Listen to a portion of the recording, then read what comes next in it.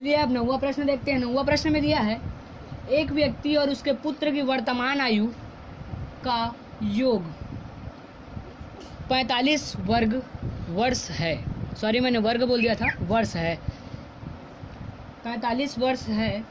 5 वर्ष पूर्व दोनों की आयु का गुणनफल उस व्यक्ति की आयु का 4 गुना था।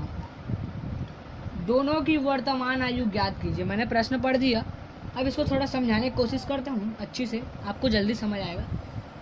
एक व्यक्ति और उसके पुत्र की आयु का योग अर्थात उस व्यक्ति की आयु, ये जो व्यक्ति की आयु है और उस पुत्र की आयु अर्थात प्लस में, इन दोनों का आयु का जोड़कर 45 होता था, 45 वर्ष होता था। ठीक है। 5 वर्ष पूर्व दोनों की आयु का गुणनफल अर्थात इसका गुणनफल पुत्र से, ठीक है, 5 वर्ष पूर्व बोल रहे हैं, उस व्यक्ति की आयु का 4 गुना था।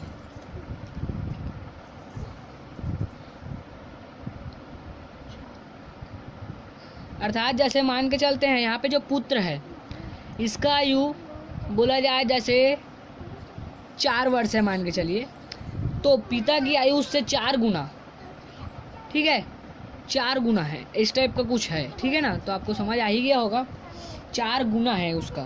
ठीक है, तो चलिए मैं इसे बनाकर समझाने के प्रयास करता हूँ, आपको अच्छा से समझ आ जाए, यही मेरी दुआ है। चलिए हम बनाते हैं इसको। तो इसको जब हम हल करेंगे तो होगा क्या, देखते हैं। आइए, ऐसे पुत्र की आयु मानते हैं हम, यहाँ पे ले लेते हैं माना पुत्र की आयु जो है हम 1 से ले लेते हैं। ठीक है, और उस व्यक्ति की आयु जो है, उस व्यक्ति की आयु जो है, जैसे मान के चलते हैं हमें x प्राप्त हो गया, अर्थात जैसे पुत्र की आयु, जैसे मान के चलिए पुत्र की आयु 6 है, हमें 6 प्राप्त हो गया, तो उस 6 को हम इस 45 वर्ष से घटाएंगे तो हमें उस व्यक्ति की आयु भी पता चल जाएगी, इसलिए मैं लिख देता हूँ 45 माइनस x। ठीक है, अब देखते हैं दोनों की आयु कितनी थी, मिलाकर दोनों की आयु मिलाकर कितनी थी, यहाँ पे देख सकते हैं 45 वर्ष थी, तो मैंने यहाँ पे 45 वर्ष लिख दिया। उसी प्रकार 5 वर्ष पूर्व बोल रहा है, तो 5 वर्ष पूर्व, ये देखिए मैं लिख रहा हूँ पूर्व, दोनों की आयु ये देखिए 5 वर्ष पूर्व दोनों की आयु।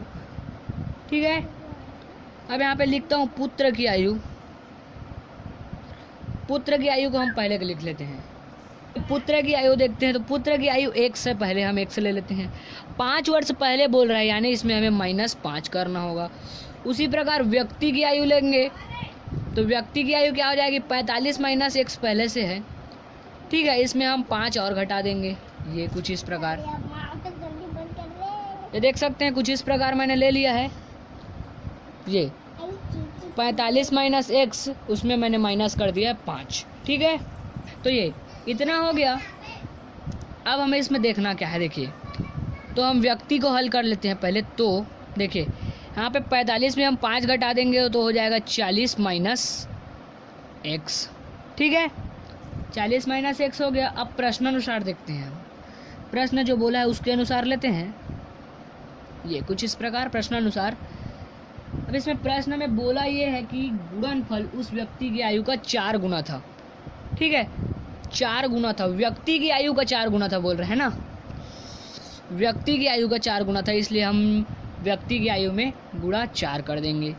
चलिए पहले लिख देता हूँ, पुत्र की आयु x माइनस 5 यहाँ पे थे, और बराबर में हम इसको लिख लेते हैं, तो 40 माइनस x।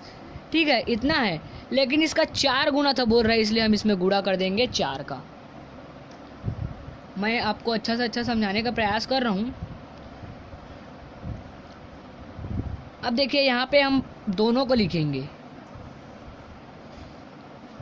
यहाँ पे भी 40 माइनस x लिखाएगा, ये कुछ इस प्रकार 40 माइनस x दोनों में लिखाएगा। ठीक है, तो ये भी बराबर है, ये भी बराबर है, तो दोनों कट जाएंगे। अब बचा x माइनस 5 और इसमें बचा 4, इसमें बचा 4। अब इसको हम पहले कोष्ठक हल कर लेंगे, तो x माइनस 5 बराबर 4 हो जाएगा। अब x, ये 5 को हम उधर पक्षांतर कर देंगे तो ये प्लस में चला जाएगा, तो ये +5 हो जाएगा। तो x बराबर 9, ये इतना आ गया, x बराबर 9। अब आगे देखते हैं, तो पुत्र की वर्तमान आयु क्या होगी, x बराबर 9। पुत्र की आयु को हमने x मान रखा था, इसलिए x बराबर 9 ले लिए। तो पुत्र की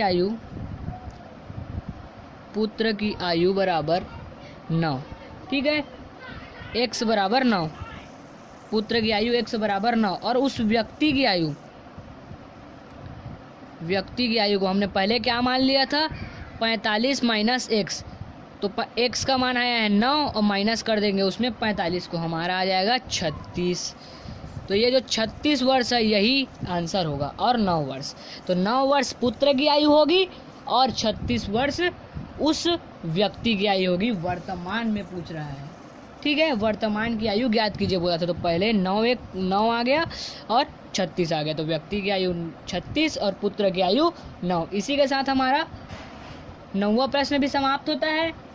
अब हम देखते हैं 10वां प्रश्न पे। मैं आपको सभी क्वेश्चन बता रहा हूँ ताकि आपको किसी भी प्रश्न में कंफ्यूजन ना हो, और जो क्वेश्चन सेम टाइप के होते हैं उसे मैं आपको खाली हिंट देके उसको आपको हल करने को बोलता हूँ। अगर वो नहीं बनता तो आप मुझे कमेंट कर सकते हैं। इसी के साथ यह वीडियो समाप्त होता है, मिलते हैं अगले वीडियो में। अध्याय 1 की लिंक आपको डिस्क्रिप्शन में मैं दे दूंगा, आप वहां से अध्याय 1 बहुपद प्राप्त करेंगे।